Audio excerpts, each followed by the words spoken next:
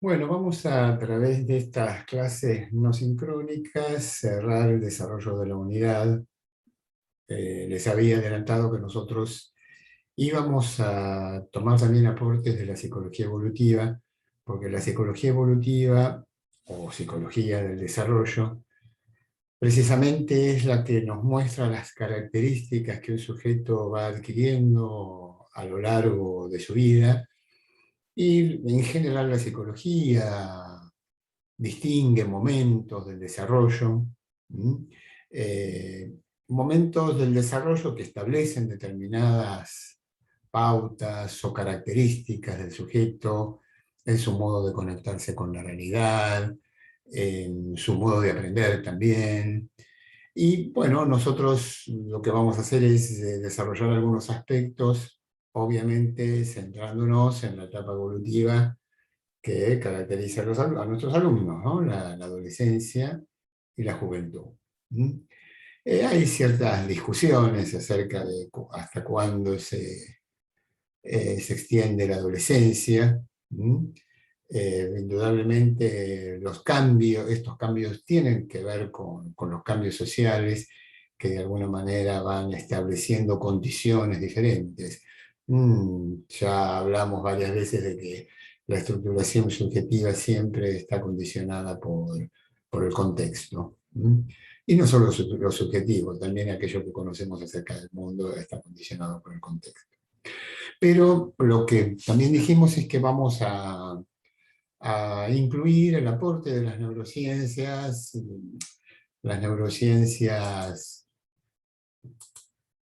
han, digamos, en estos últimos años aportado desarrollos interesantes.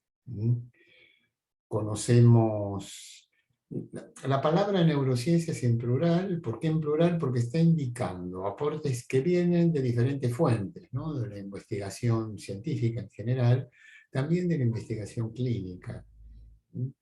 Es decir, a partir de lo que le sucede a las personas que tienen una lesión cerebral, hay una disciplina que se llama neuropsicología cognitiva que intenta analizar el funcionamiento mental a partir de los datos que aporta, qué es lo que sucede en el procesamiento o las funciones mentales a partir de una determinada lesión cerebral que obviamente puede identificarse, ¿no? Porque es un área del cerebro la que se lesiona. Eh, bueno, aquí tenemos la definición. Estos cambios notorios o estos aportes interesantes tienen que, bueno, ver con que en los últimos años se han sofisticado los instrumentos que permiten evaluar, conocer qué redes neuronales se activan mientras el sujeto está realizando determinada tarea. Eh, Hace 30 años por ahí era ciencia ficción, ¿no? Pensar en las cosas que están sucediendo ahora. Particularmente yo en la década del 80, es decir, hace muchos años, me integré a un equipo interdisciplinario de rehabilitación de pacientes afásicos, y en ese momento existían otros supuestos en relación con el funcionamiento cerebral, porque todavía el fenómeno, yo empecé a trabajar en ese centro interdisciplinario en la década del 80, todavía el fenómeno de la plasticidad neuronal no había sido descubierto. Esto supuso un cambio de paradigma en el modo de mirar no solo el funcionamiento cerebral, sino también cómo se desarrolla la mente. Porque hasta ese momento la mente como sustrato, ¿no? Y su sustrato biológico en relación con el cerebro, hasta ese momento las teorías explicativas centraban todo en el bagaje genético, es decir, que la estructuración del cerebro era algo condicionado genéticamente. A partir del fenómeno, del descubrimiento de este fenómeno, se sabe que la experiencia es decisiva en cómo ese cerebro va madurando.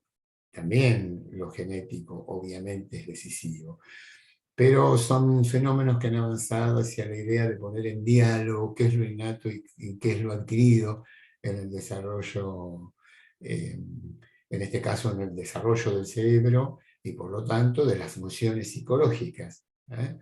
Porque obviamente el estudio el estudio de la neurología, bueno, apunta a varios aspectos del organismo humano. En este caso, la neuropsicología es precisamente la disciplina que se interesa por conocer la relación entre el cerebro y los procesos mentales. Por lo tanto, ahora que nosotros venimos hablando del constructivismo, ¿no? Es decir, esta idea de esta mente activa que procesa en la interacción del sujeto con el medio, bueno, ahora ha aparecido este término del neuroconstructivismo, porque también sabemos que en ese funcionamiento mental es decisivo el desarrollo neurobiológico que ahora sabemos no está solo condicionado genéticamente, sino también por la influencia del ambiente. Estos aportes han instalado nuevas perspectivas sobre el desarrollo intelectual.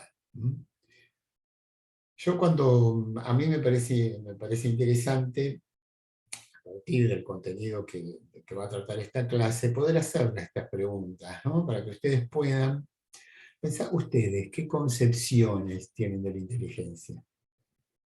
Y en general, y por ahí de la inteligencia en la etapa evolutiva que están atravesando nuestros alumnos. ¿Qué pensamos, no? Es decir, la inteligencia, ¿qué es? Eh, y por ahí hago así como un paréntesis para que ustedes puedan pensar cómo conciben la inteligencia. La inteligencia es como una dotación natural, o sea, depende de lo heredado, por lo que acabo de decir, ya eso estaría cuestionado. O sea, es algo que también, de alguna manera, está condicionado por las experiencias. Pero una inteligencia es como ya cuestionamos lo natural, pero es una dotación general. Uno puede decir, esta persona es inteligente y esta no. Podemos hacer un juicio con ese grado de generalidad, porque la inteligencia se refiere a una aptitud que de alguna manera impregna todas las manifestaciones o todas las cosas que un sujeto puede resolver o hacer. Bueno, estas son las discusiones, así como una de las grandes discusiones de la psicología evolutiva fue por muchos años qué es innato y qué es adquirido, y esos supuestos se establecieron como en veredas opuestas que se negaban mutuamente. Yo les dije en la clase que Piaget era constructivista, ¿no? Estaba en la vereda del constructivismo, ¿no? Y él plantea que precisamente nada de lo que tiene que ver con el desarrollo intelectual es heredado. Entonces, eh, también en ese momento, en la década del 80, había una teoría psicológica sustentada por Fodor, que precisamente establecía que el cerebro, que era la base, ¿no? La base neurobiológica de los procesos psicológicos, ese cerebro se organizaba a partir de condicionamientos innatos. Y por lo tanto condicionado genéticamente. También otra gran discusión era si la inteligencia es algo de dominio general, es decir, uno es inteligente y eso de alguna manera impregna toda la manifestación del sujeto, o en realidad no puede ser inteligente para algo y no tanto para otra cosa, ¿no? A ver, las nuevas perspectivas ponen en cuestión esta idea de la inteligencia como un dominio general, ¿no? A lo mejor cuando ustedes escucharon esta pregunta y dijeron, uno es inteligente para todos, ustedes del sentido común dijeron que seguramente pensaron que no, y no, porque cuando uno piensa en uno, descubre que tiene algunas debilidades, ¿no? Sin embargo, fíjense, a pesar de que a lo mejor ustedes pensaron esto desde cierta obviedad y les pareció cierta obviedad, durante mucho tiempo se instaló la evaluación de la inteligencia. Uno dice, ¿esta persona es inteligente? Seguramente ustedes saben que existen test de inteligencia, ¿no? Y el test de inteligencia mide, bueno, evalúa si un sujeto es inteligente. ¿Cuán inteligente es? Y eso ustedes durante mucho estuvieron determinados a través de un CI, es decir, uno obtiene un valor, que es el cociente intelectual. es un test, como seguramente ustedes sabrán, se toma una gran población y se establece aquellos que están en la media, con la famosa curva de Gauss, y lo que se aleja de la media hacia el extremo de una persona que es muy inteligente o una persona que tiene dificultades en el procesamiento, que tiene un bajo potencial intelectual. Eh, Durante muchos años este modo de mirar la inteligencia impregnó nuestra práctica. Hablo de la práctica psicológica, psicopedagógica, educativa, de pensar que un número podía de alguna manera identificar la capacidad de una persona. En ese momento, por ejemplo, los test de inteligencia intentaban discriminar lo que tenía que ver más con una inteligencia verbal, porque eran donde el sujeto respondía verbalmente a las preguntas que se le hacían, o una inteligencia más concreta, donde el sujeto hace un rompecabezas, o identifica imágenes en imágenes de objetos qué es lo que falta, o arma una historieta, una secuencia desordenada, o repite con cubos, arma un diseño que uno le muestra, es una inteligencia más práctica. A pesar de eso, no se le daba mucho valor a este 100 que era la inteligencia normal, o hacia abajo o hacia arriba. E inclusive fíjense ustedes que durante muchos años ese número fue el que identificaba una posible derivación de una escuela especial, porque se exigía la evaluación del cociente intelectual con un resultado deficiente, que es lo que estaba por debajo de fronterizo, para que un chico estuviera identificado como un sujeto con muy pocas habilidades como para poder estar insertado en una escuela común. Entonces, por ahí eso que yo les dije, bueno, ustedes obviamente pensaron que no. Bueno, sin embargo, fíjense la práctica que se ha instalado. Y eso es porque había un supuesto. ¿Cuál era el supuesto? De pensar en la dotación como algo de dominio general. Uno es más o menos inteligente y de alguna manera eso se irradia sobre todos los dominios de conocimiento. Fíjense lo que dice ahí, actualmente no se concibe la inteligencia como algo que se desarrolla de modo homogéneo en todas sus manifestaciones. Cuando decimos dominio, manifestaciones, ese es cómo uno estructura el espacio y se lo representa en la mente. Cómo comprende las propiedades físicas de los objetos a partir del impacto que nos producen ciertos fenómenos y cómo interpretamos las propiedades físicas que hacen que eso suceda en la realidad. El desarrollo de las estructuras lógico-matemáticas, cuando nosotros establecemos criterios clasificatorios sobre el mundo, el desarrollo del lenguaje oral o el desarrollo del lenguaje escrito.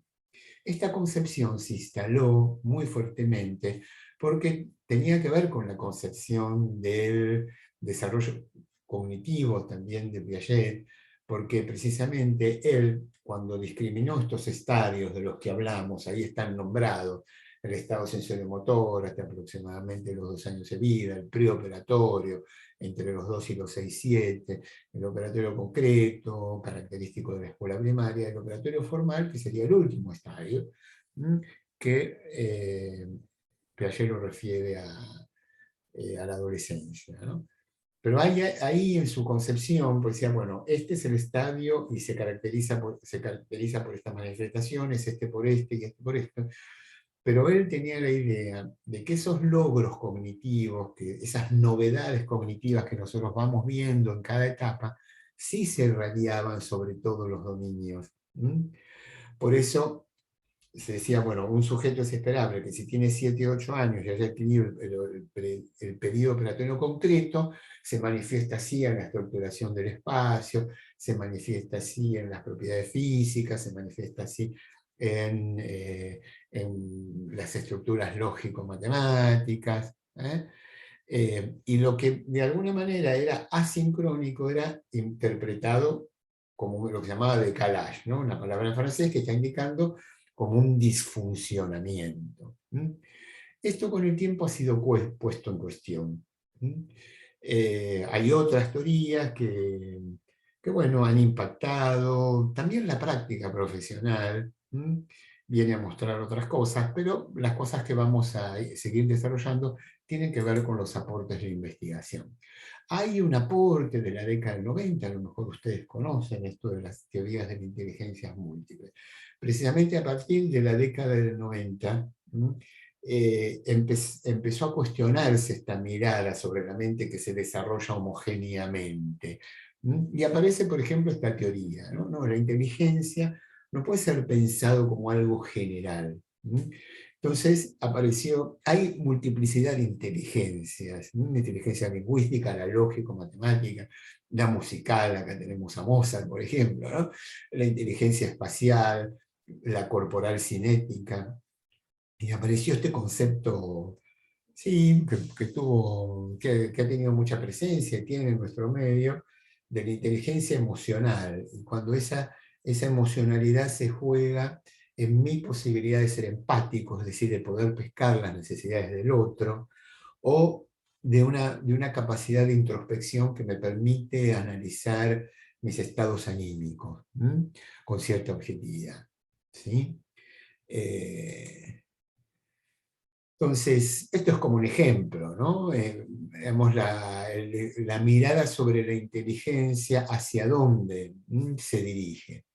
Ahora, estás como, porque la pregunta es qué concepción tenemos de la inteligencia, ¿no? Y esta idea de que hemos avanzado hacia tener cuidado con esto, es decir, esta persona es inteligente, esta persona no es inteligente.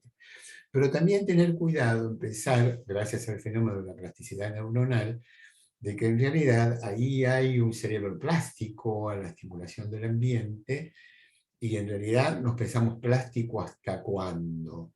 El fenómeno de la plasticidad neuronal no solo se piensa en determinados momentos del desarrollo, sino a lo largo de la vida. Sabemos sí que esa plasticidad tiene un grado, o sea, es mayor en determinados momentos de la vida que tienen que ver con la infancia, y a veces es mayor para determinado dominio en determinado momento del desarrollo. Por ejemplo, esto que se llama periodos críticos, donde un cerebro es especialmente sensible a que llegue determinada estimulación. Por ejemplo, en relación con el desarrollo del lenguaje oral, el aspecto fonológico, es decir, la posibilidad de que un chico reconozca los sonidos de su lengua materna, es algo muy inicial que se juega en el primer año de vida. Sin embargo, el desarrollo más de lo sintáctico gramatical, donde un chico recibe la estimulación y va avanzando en la posibilidad de producir enunciados cada vez más complejos, tiene que ver con el nivel sintáctico gramatical, es decir, qué frases estructuro, es algo que tiene como periodo crítico y que por lo tanto la estimulación produce efectos en las áreas cerebrales que regulan esa función que se desarrolla hasta la pubertad. Sin embargo, hay otros aspectos que son a lo largo de toda la vida. El léxico, las palabras que yo manejo, es algo que puedo enriquecer a lo largo de toda mi vida, ¿no? Entonces, eh, lo que tenemos que ahora es plantear otra pregunta, que más tiene que ver, pero ¿qué pasa específicamente en la adolescencia y en la pubertad? Eh, a ver, nosotros vamos a tomar el desarrollo que, bueno, tuvo mucha impronta y la tiene también, porque dentro de la psicología del desarrollo ya hemos dicho que Piaget precisamente tiene una presencia muy importante y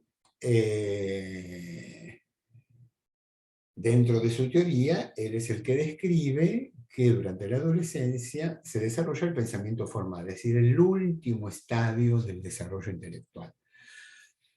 Vamos a tomar esta descripción, vamos a tomar el aporte de Piaget y vamos a analizar, bueno, qué aspectos a partir de la investigación post-piagetiana han sido confirmados y qué aspectos han sido cuestionados.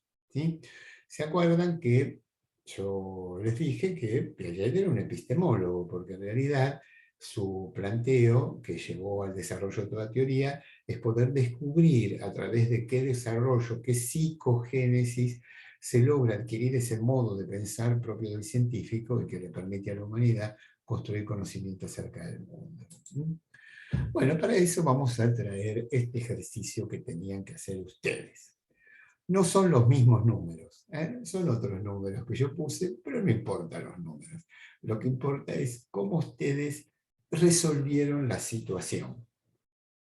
¿De qué manera resolvieron la situación? Bueno, supongo que todos lo habrán resuelto. No, si no, aquel que no lo resolvió y está escuchando esto, a lo mejor se siente un poquito más perdido. Pero bueno, en realidad acá nosotros podemos resolver esta tarea, a veces haciendo las combinaciones, y bueno, a ver, combino cada número con el otro, ¿no? Entonces agarro el 2, con el 9, con el 5, con el 1, con el 7, los números que a ustedes les tocó, me tomaré el primero y combinar con los otros, tomar el segundo y combinar con los otros. Bien. A veces hay gente que dice, no, pero bueno, también el número se puede combinar consigo mismo. Bueno, eso es una libertad que se puede tomar el pensador, el que está haciendo el ejercicio, resolviendo el problema. ¿Mm? Otras veces uno puede pensar, ah, bueno, si cada número se puede combinar con los otros 5, son 6 por 5, 30. Y si es el número consigo mismo, se agrega una combinación más para cada número, 6 por 6, 36. ¿No? Bueno.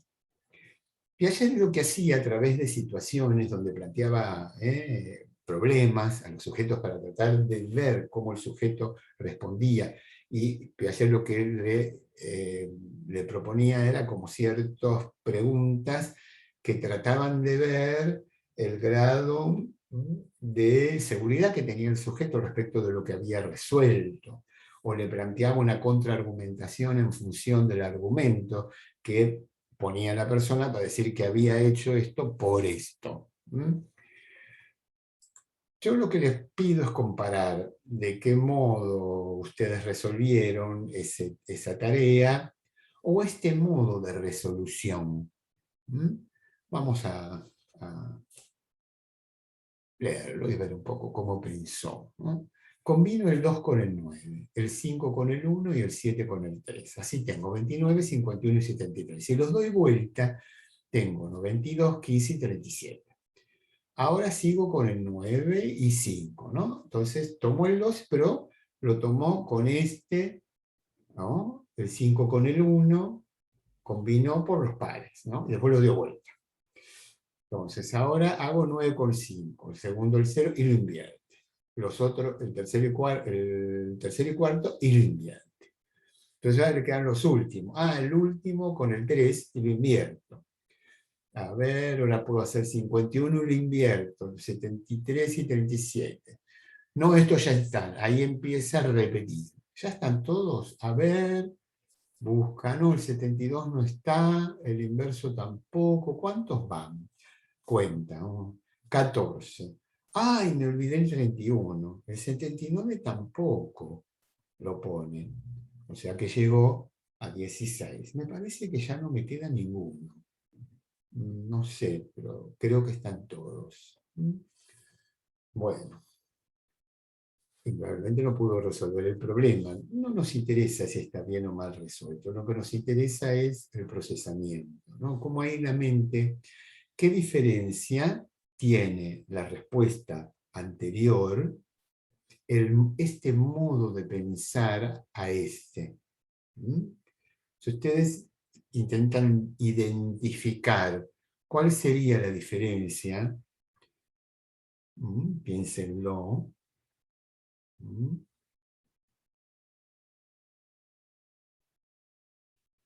Tal vez lo que aparece, no sé si les aparece a ustedes y qué pensaron, es la sistematicidad, ¿no? En el proceso de pensamiento. Sistematicidad, porque algo sistemático supone que ha sido planificado. En este caso, el sujeto anticipó una estrategia que le permitió operar sobre la realidad pensando o haciéndolo, porque esas son las dos maneras de resolverlo. Cuando la persona lo hace y hace la demostración de la resolución del problema, o aquel que directamente piensa cómo resolverlo, pero los dos modos de resolución sí implican los dos esa anticipación que permite operar sistemáticamente en la acción para asegurar resolver el problema, que en este caso sí o sí requiere aislar cada una de las variables, que en este caso son los números, y poder resolver para cada uno de ellos cuántas combinaciones hay y poder después generalizarlo a la cantidad de números que hay ahí, ¿sí? Aquí falta sistematicidad, falta la anticipación.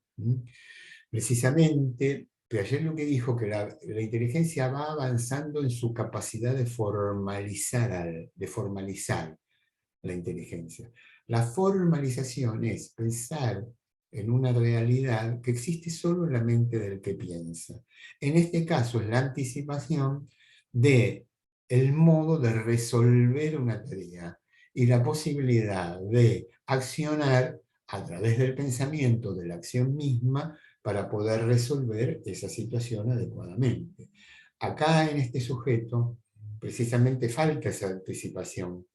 Por eso el método que elige, por su desorden, no le permite llegar a, bueno, a resolver el problema que tiene entre manos. Bueno, estos son los modos en cómo Piaget fue entendiendo que esta capacidad de formalizar la inteligencia a través de esta combinación, la capacidad combinatoria, que es un poco la que tiene, porque cuando, por ejemplo, un científico identifica las variables que pueden estar incidiendo en una situación, lo que tiene que hacer es controlarlas.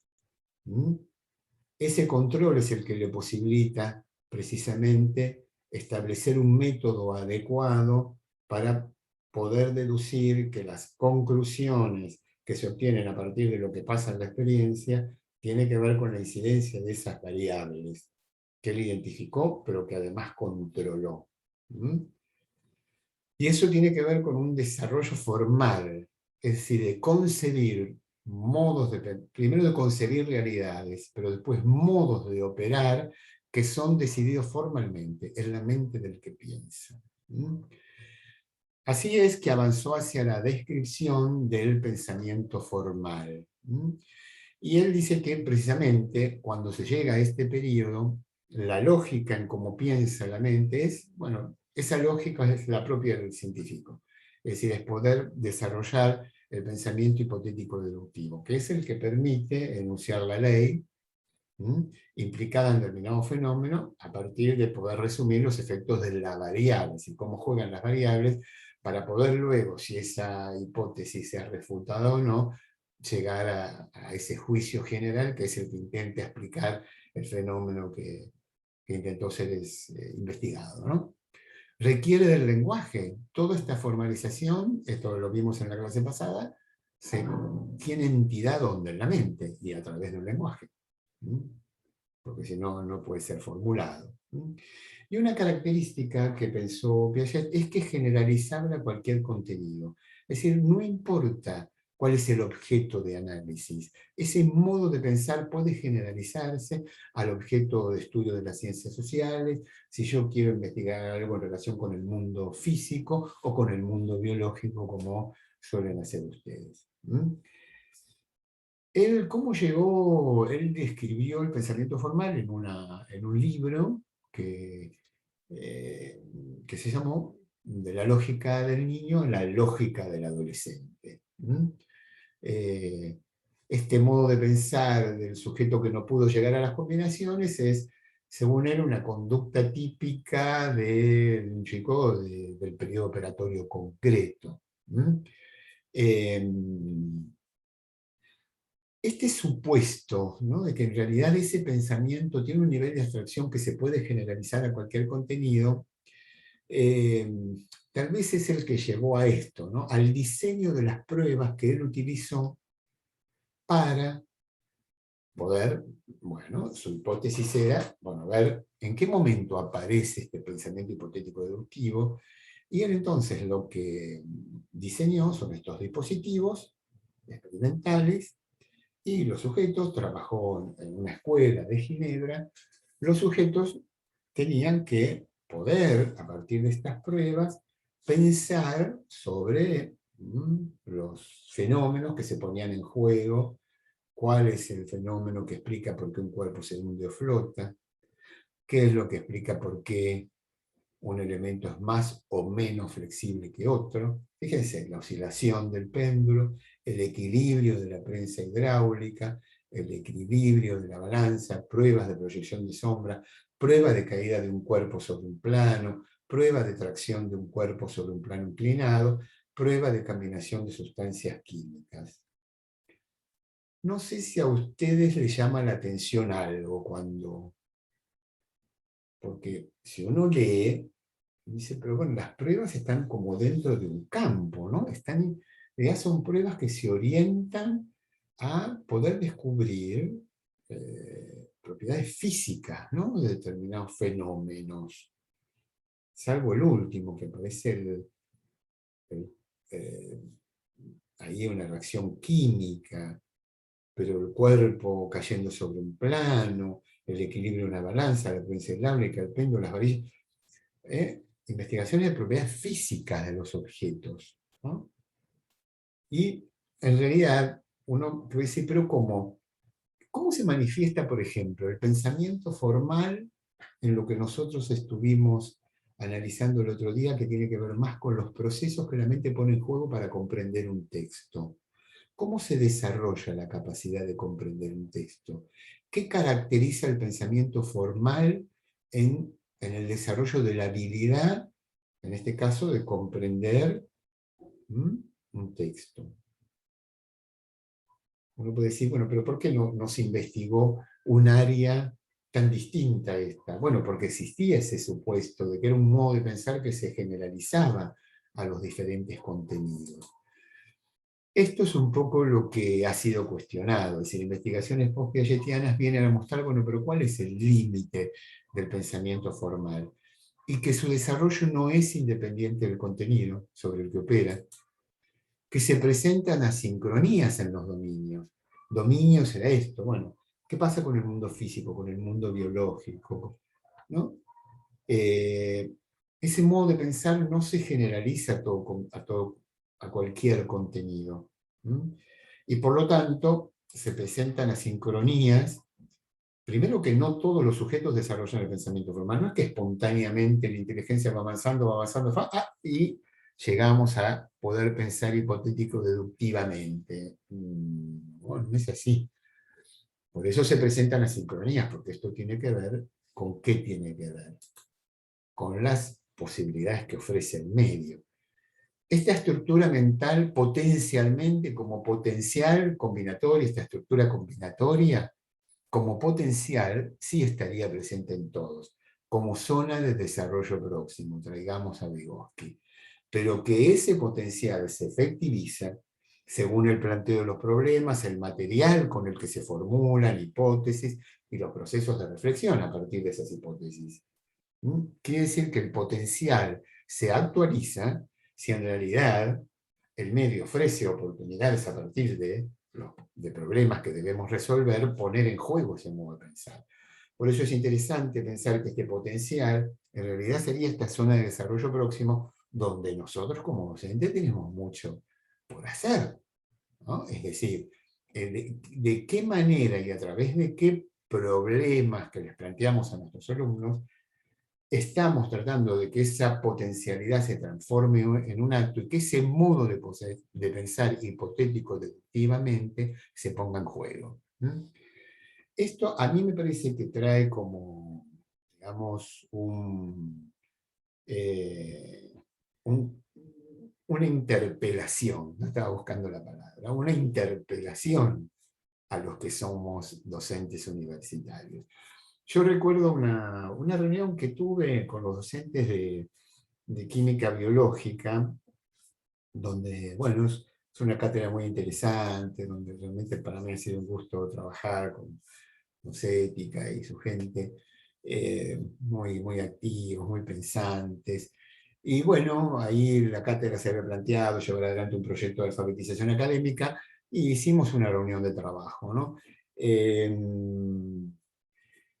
Y en realidad lo que se planteaba era la lectura de papers. Era interesante, ¿no? Porque a mí en un momento los veterinarios me dijeron, nosotros nos recibimos y no leemos más libros, nosotros leemos papers, porque en los papers está el avance de la ciencia veterinaria, ¿no?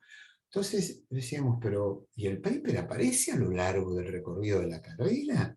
Si en realidad es una competencia que hay que desarrollar, porque ese es el texto que después circula más fuertemente, ¿no? Entonces, bueno, interesante esta idea, ¿no? A ver, trabajemos paper, podamos poner en juego contenidos en la materia a partir del diseño de determinada investigación. ¿Mm? Entonces, en un momento, claro, yo planteé, bueno, pero ahí lo que se pone en juego es el modo de pensar del científico, ¿no? Y nosotros tenemos que trabajar con los alumnos. Claro, yo lo que hice un comentario apuntando a esto, ¿no? Lo que yo conozco como psicólogo del aprendizaje. Que esto funcionó como una gran sorpresa. Acá volvió a aparecer cómo a veces nosotros suponemos que los alumnos tienen posibilidades que en realidad no necesariamente están presentes, dependen de las experiencias previas. Pero además es un pensamiento que no se ha desarrollado espontáneamente, que requiere situaciones que actualicen ese potencial a partir del planteo de los problemas. ¿Eh? Por lo tanto, acá todo lo que tenemos que tener claro es qué oportunidades tenemos que tratar de no perder para que los alumnos puedan desarrollar esos modos de pensar, y en este caso, diferentes modos de pensar, pero en este caso, ese modo de pensar propio de la ciencia, que además es una de las competencias que esperamos que todo profesional pueda desarrollar, ¿no? ¿En qué currícula universitaria no existe esto de que buscamos que los profesionales puedan también desarrollar competencias para la investigación? ¿Mm?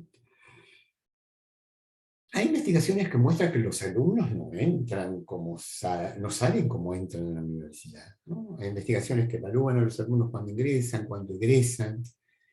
Eh, y bueno, y esas investigaciones han demostrado que en realidad el alumno a lo largo de su recorrido académico desarrolla estos, ¿no? El razonamiento abstracto, el pensamiento crítico, la mayor destreza en el uso de la razón y evidencia de abordar problemas mal estructurados, mayor flexibilidad cognitiva, el desarrollo de competencias lingüísticas de expresión oral, comunicación escrita y comprensión lectora.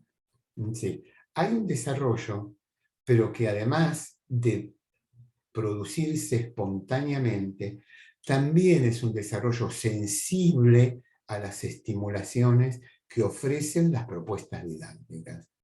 Es decir, así como nosotros, porque estos son habilidades cognitivas que no necesariamente tienen que ver con ese pensamiento hipotético deductivo, pero que son competencias de modos de pensar absolutamente necesarias en las competencias de cualquier profesional. Entonces, la idea es que podamos pensar a través de qué intervenciones en el aula nosotros podemos desarrollar estos modos de pensamiento ¿eh? que, que desarrollan competencias básicas del ejercicio de cualquier profesión. Bueno, ahora entonces tendríamos que centrarnos en específicamente qué han aportado las neurociencias a esta etapa evolutiva. Esto lo vamos a ver en la segunda parte de la clase.